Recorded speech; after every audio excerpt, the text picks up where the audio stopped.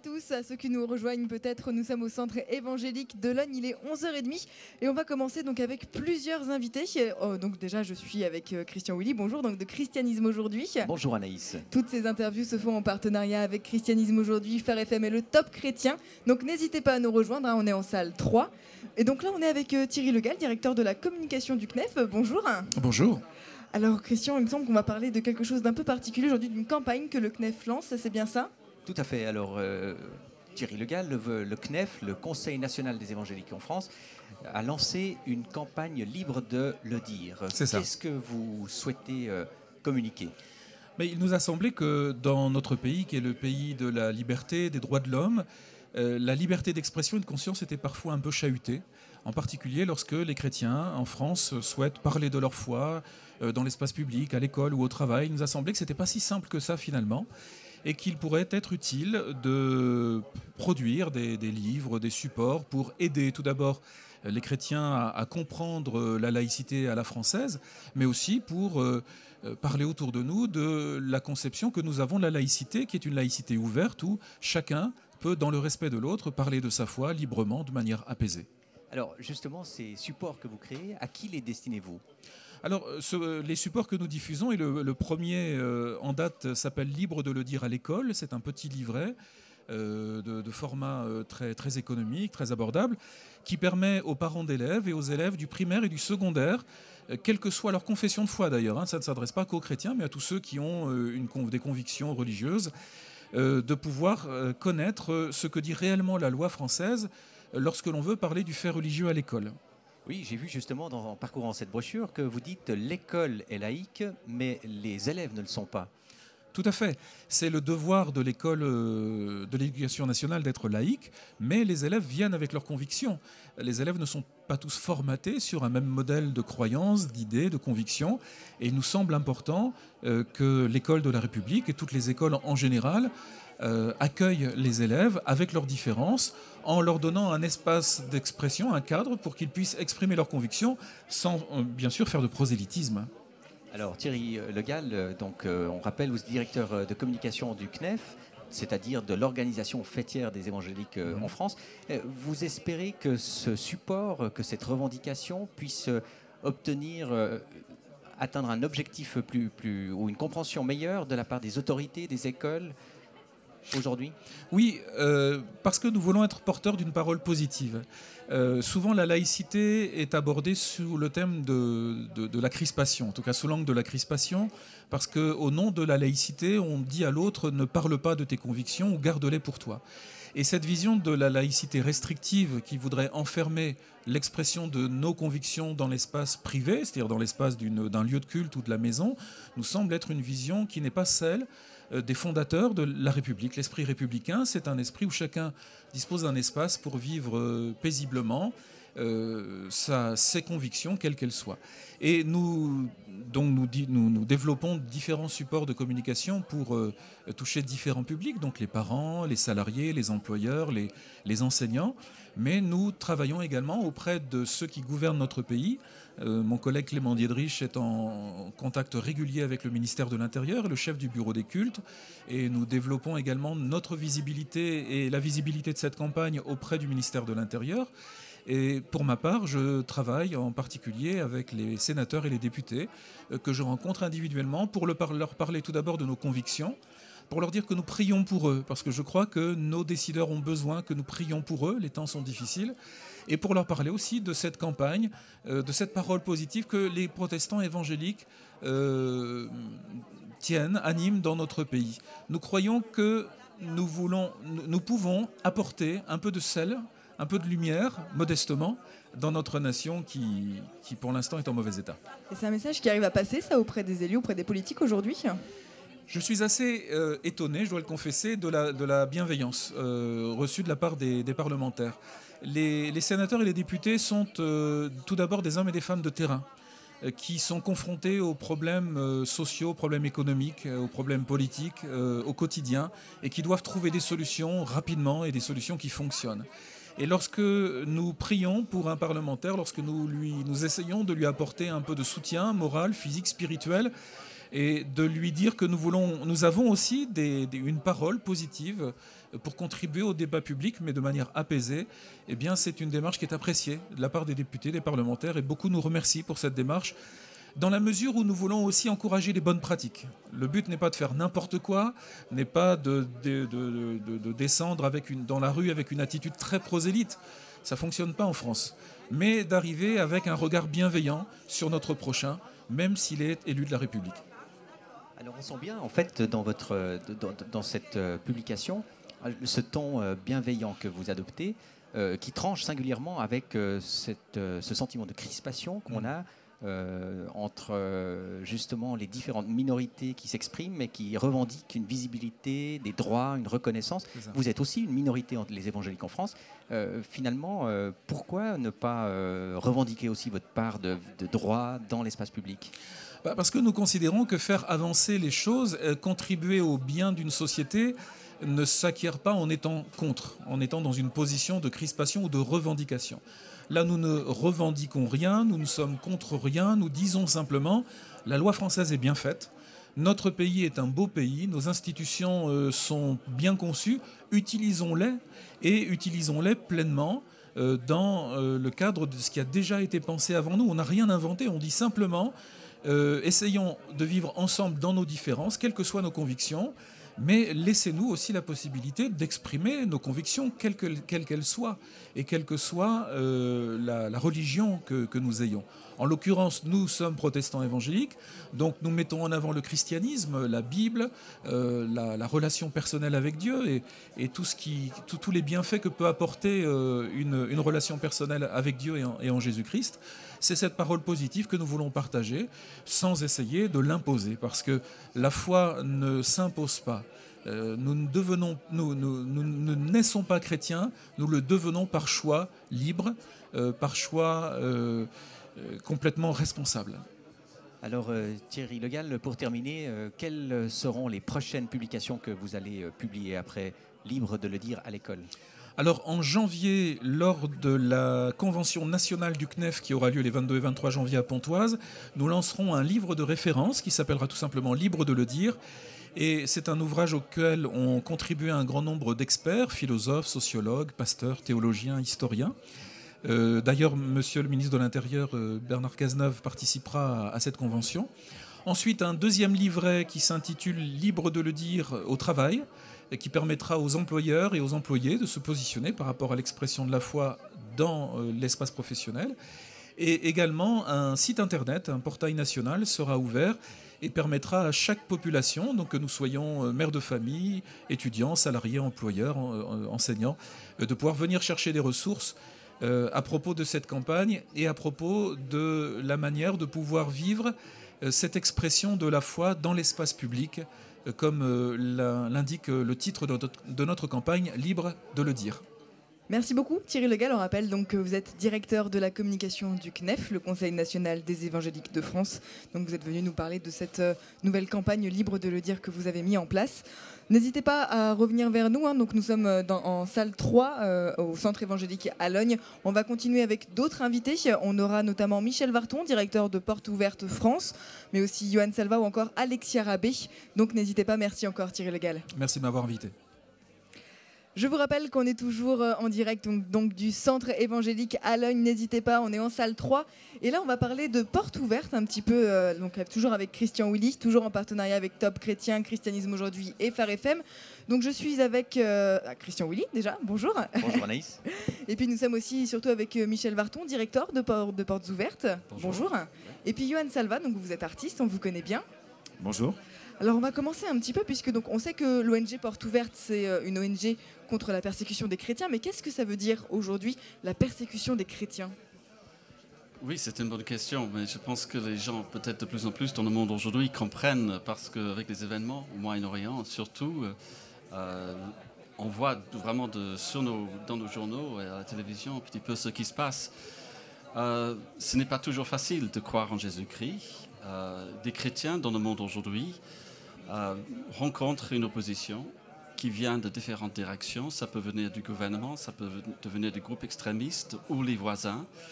Et en fait, ces chrétiens se trouvent en situation de fragilité qui va aller jusqu'à la persécution. Et donc, il y a aujourd'hui, d'après Portes Ouvertes, une soixantaine de pays où on n'a pas la liberté de vivre sa foi ouvertement. Et en fait, on peut être en difficulté simplement de vouloir vivre comme chrétien. Alors, Michel Varton, comment est-ce que vous expliquez cette persécution? Comment est-ce qu'elle arrive comme ça dans un pays, dans une région? Il y a beaucoup de raisons différentes. En fait, il n'y a pas une seule raison pour laquelle les chrétiens sont persécutés. Il y a des régimes qui veulent nier l'existence de Dieu.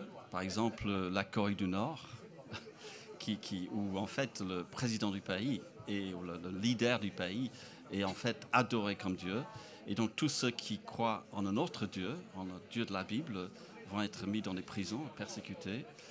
Et puis malheureusement, dans certains pays, il y a un conflit entre des religions comme l'hindouisme, l'islam, même le bouddhisme, où on n'accepte pas que des gens croient en Jésus-Christ dans ces pays et les chrétiens vivent des difficultés, de la persécution. Alors, Michel Varton, vous rentrez tout juste du Kurdistan, d'Erbil. Oui. Comment quelle est la situation sur place avec tous ces réfugiés qui ont fui l'Irak vers le nord? Ça, en fait, ça brise le cœur. Alors, on voit un peu partout dans le pays des campements, dans des écoles, autour des églises, dans des bâtiments à moitié construits, des gens qui ont été chassés de chez eux, qui ont fui avec rien, qui ont pris parfois juste même pas leur carte d'identité, qui sont partis à pied, en voiture, et qui sont arrivés avec rien du tout, et qui cherchent à vivre, à s'installer. L'État islamique donc, est passé, d'abord ils ont pris Mossoul, ils sont passés sur les plaines de Nénévé, où il y avait des communautés, des villes chrétiennes, et ils ont chassé des chrétiens de chez eux. Et ces gens arrivent tout à fait démunis, parfois même sans chaussures. Et ils sont là, et Portes Ouvertes et d'autres organisations veulent les aider, simplement à pourvoir leurs premiers besoins. Et par quoi ça passe justement, les aider? Comment est-ce que vous pouvez les aider? Alors la première chose à faire, c'est qu'il fallait leur donner à manger. Donc du fait qu'on avait une équipe sur place déjà, parce que ce n'est pas la première fois qu'il y a des réfugiés qui viennent de l'Irak. En fait, ça fait maintenant une dizaine d'années qu'il y a des vagues de réfugiés chrétiens chassés par cet islamisme extrémiste qui arrive en Kurdistan. Et donc on était déjà là, on avait des partenaires, et avec ces partenaires, on a mis en place une aide humanitaire d'urgence. Nourriture, aujourd'hui c'est l'hiver, donc ils ont besoin de couverture, ils ont besoin de moyens de se chauffer, tout pour que ces gens qui imaginaient que du jour au lendemain, dans l'espace de 2 heures, on vous dit, voilà, vous quittez, vous laissez votre appartement, votre maison, prenez ce que vous pouvez, mais partez. Et ces gens, ils arrivent avec très très peu. Ils croyaient certains qu'ils allaient partir pendant 2 jours. Donc ils sont partis juste avec un pull. Et ils croyaient qu'ils allaient revenir. Et puis ça fait 4 mois qu'ils sont là. Et ce qui manque le plus, c'est l'espoir. Je pense que les gens commencent à se désespérer. Ils se demandent de quoi sera fait demain. Alors justement, on sait que Portes Ouvertes, c'est pas seulement de l'aide, de la nourriture, de l'aide alimentaire, mais vous êtes aussi actif dans l'aide post-traumatique, dans ce genre d'aide psychologique. Quels sont les programmes que vous pouvez implémenter justement à Erbil, en Kurdistan, pour ces Irakiens aujourd'hui? Il y a un vrai choc. Les gens se sentent démunis. C'est comme si on vous a tout volé. Et il y a un sentiment d'injustice totale, désespoir quant à l'avenir. Et donc, Portes Ouvertes forme les hommes et les femmes dans le concept post-traumatique, juste pour accompagner ces gens, les aider à... Vous savez, c'est facile de venir avec quelqu'un avec un verset biblique, dire voilà. Mais non, les gens, ils ont besoin d'aide, à la prière, des gens qui les comprennent. Ils ont besoin simplement de parler de ce qu'ils ont vécu, et de les aider à commencer à voir clair et avoir un espoir pour l'avenir. Donc, Portes Ouvertes est là aussi pour les aider dans ce cas-là. Alors, Johan Salva, vous êtes aussi engagé dans Portes Ouvertes, mais sur un autre volet, le volet beaucoup plus musical, puisque vous êtes l'arrangeur du nouveau morceau, Les Enflammés, pour les 60 ans de Portes Ouvertes, qui sortira l'an prochain, en 2015. C'est ça. Comment ça s'est passé, ce morceau? Quel est le message, finalement, vraiment de ce morceau? Le message, c'est de vouloir regrouper plusieurs artistes dans un contexte d'unité, en disant qu'on partage le même sang, que certains souffrent et donnent le leur et que nous, on veut être solidaires d'une certaine manière. Le message porteur au niveau du refrain, c'est 100%, c'est le même sang qui coule dans nos veines. Alors 100% à SANG, hein, bien sûr. Et c'était vraiment chouette de voir tous ces artistes qui s'engagent sur ce même projet. Et c'est vrai que la cause de l'Église persécutée avec Portes Ouvertes, c'est quelque chose qui me tient vraiment à cœur.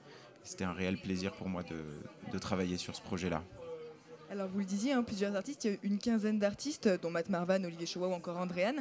Est-ce que vous pouvez nous parler un petit peu de ce collectif des Enflammés ? Oui, alors c'est des artistes que j'ai eu l'occasion de rencontrer pour les enregistrer aussi. Le collectif des Enflammés donc, s'est réuni cette année en 2014 à Pâques, à Mulhouse.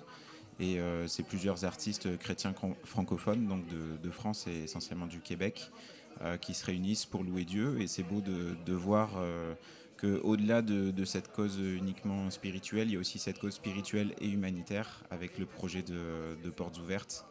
Et je pense que c'est voilà, un beau projet qui mérite d'être transmis, d'être relayé. Quand le clip sortira avec la chanson, j'invite tous les auditeurs à pouvoir partager justement sur les réseaux sociaux et puis auprès de leurs amis ce clip-là qui peut justement sensibiliser à une cause aussi importante. Pourquoi est-ce qu'il peut sensibiliser ce clip ? Qu'est-ce qu'il y a dedans qui peut toucher ? Je pense que le texte touche. Le texte et la musique ont été écrits par David M. Donc il y a quelque chose de porteur et de significatif dedans. Je vous laisserai découvrir ça quand la chanson sortira, un petit peu de suspense. Mais aussi le fait que plusieurs artistes se réunissent sur un même projet comme ça, je pense que c'est porteur. Et en tant qu'artiste, moi je le vois, pas juste en tant qu'arrangeur du projet, mais en tant qu'artiste, ce qu'on dit, ce qu'on est, la façon dont on se montre et les projets qu'on soutient, ça a beaucoup de sens et d'une certaine manière on est regardé. Et on est parfois imité aussi. Et le fait que plusieurs personnes qui sont importantes, qui ont une certaine notoriété dans le milieu évangélique, dans le paysage musical, le fait que ces personnes-là soient uniques pour une même cause, je pense que ça peut sensibiliser, informer sur le sujet. Et puis j'espère que plusieurs personnes seront interpellées par cette unité. Ce clip, 60 ans de Portes Ouvertes l'année prochaine, vous avez l'impression, vous êtes confiant que ces actions peuvent changer la donne pour les chrétiens dans le monde ? Est-ce qu'on peut changer la donne ? Oui, je pense qu'on peut être là. Et ce qui nous touche, nous, d'abord sur le terrain, dans ces pays, c'est que des gens ressentent et nous disent on savait qu'on n'était pas seul, on n'aurait pas pu survivre, mais on savait qu'il y avait des gens qui priaient pour nous. Et ça, j'entends partout dans le monde. Et j'ai entendu de nouveau en Kurdistan. Donc, et ça c'est un grand encouragement pour nous. Et ce qui est formidable, c'est de voir d'autres personnes, des artistes, des chanteurs qui ont à cœur et qui sont avec ces gens là-bas. Et c'est une formidable image du corps de Christ. Et que l'Église qui est ici, l'Église libre, est main dans la main avec l'Église qui souffre. Et ça, je pense que c'est une expression de ce que c'est l'Église, le corps de Christ, Jésus-Christ lui-même.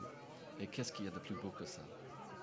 Merci beaucoup à tous les deux. Donc, on rappelle, Michel Varton, vous êtes directeur de Portes Ouvertes France, et Johan Salva, vous êtes artiste, vous avez été l'arrangeur donc, du morceau Des Enflammés. N'hésitez pas, donc on se retrouve en 2015 pour ce nouveau morceau et ce nouveau clip, et pour bien sûr fêter les 60 ans de Portes Ouvertes. Merci à tous les deux. Merci à vous. Bonjour à tous, on est toujours au centre évangélique à Logne. Et donc on reçoit Alexia Rabé, je vais y arriver. Donc vous avez fait The Voice et vous sortez un tout nouvel album qui s'appelle Qui est ce Dieu ? Vous l'avez là, donc si vous voulez le voir, n'hésitez pas. Hein. On est en salle 3, on est avec Christian Willy, bonjour. Donc vous êtes rédacteur en chef de Christianisme Aujourd'hui, puisque ce plateau se fait en partenariat avec Christianisme Aujourd'hui, Phare FM et le Top Chrétien. Alors Alexia Rabé, expliquez-nous un petit peu cet album. Qu'est-ce qu'il raconte ? Il raconte plein de choses. Je pense que cet album est d'abord quelque chose de très éclectique, de très varié dans son style. On y trouve toutes sortes de musique, de la pop ballade, piano-voix, aux sonorités soul à la Stevie Wonder. On y trouve des sonorités africaines, on y trouve du rock. Et je pense que c'est ce qui reflète à la fois mon univers musical. Et ce qu'on y trouve surtout, c'est tout simplement une expression de foi, ma reconnaissance pour cette vie que Dieu nous donne, que Dieu nous accorde tous les jours. C'est un projet que j'ai élaboré avec toute mon équipe, vraiment avec l'Église en perspective.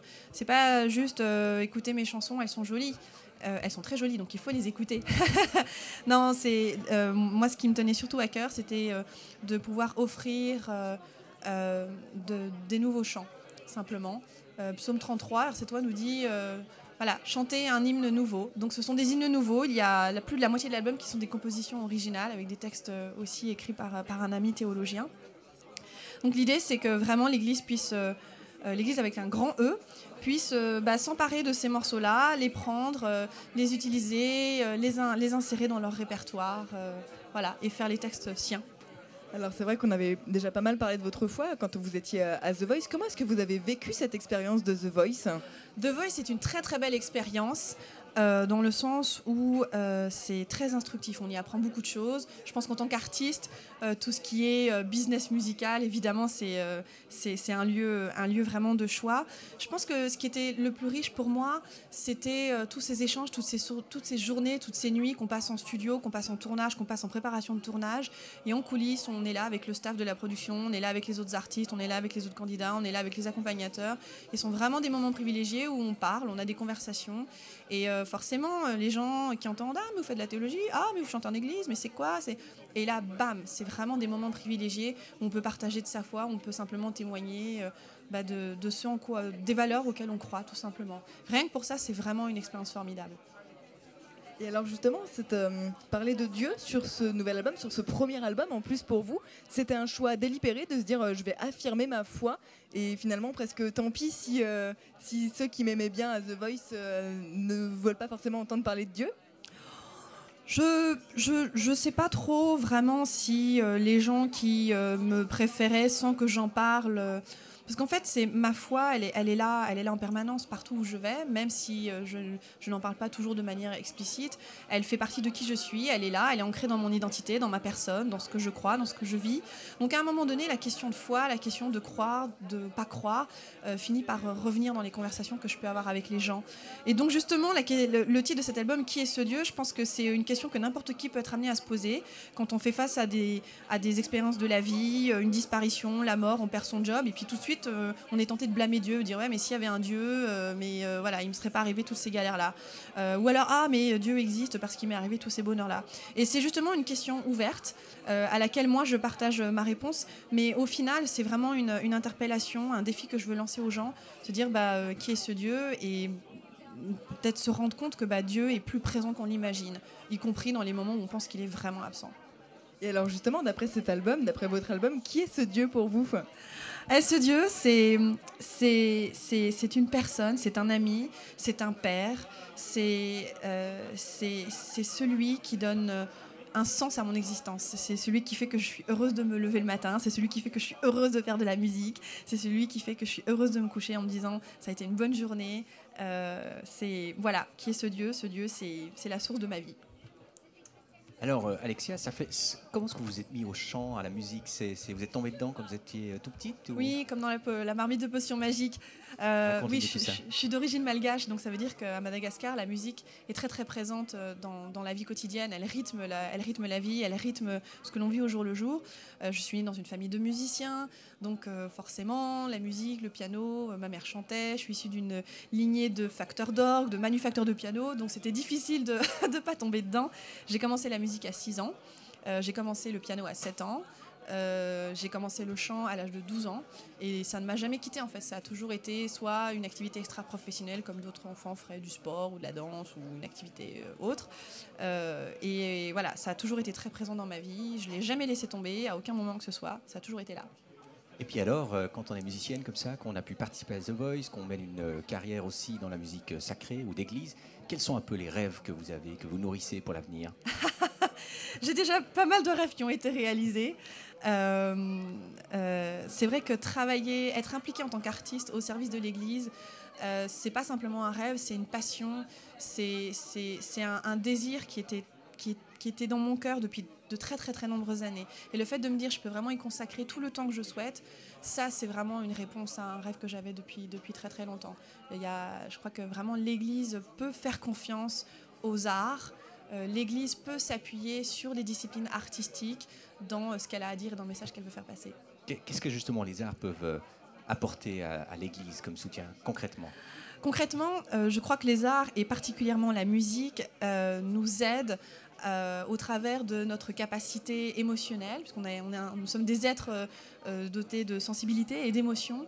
Je crois que vraiment les arts peuvent nous aider à exprimer ce que l'on souhaiterait dire tout d'abord à Dieu, qu'on n'arriverait pas à faire avec des mots, par le biais de la parole, par le biais du verbe. Je crois que la musique particulièrement a cette capacité à rassembler les gens. Là où on peut être vraiment complètement en désaccord sur tout un tas de questions diverses, variées, des questions de société, des questions théologiques, doctrinales, peu importe, la musique a cette capacité à rassembler les gens, à réunir les gens. Et c'est d'autant plus vrai quand on vit des temps de célébration, des temps de culte dans l'église. La musique, tout de suite, ça met pas les gens d'accord, mais ça les rassemble et ça les réunit.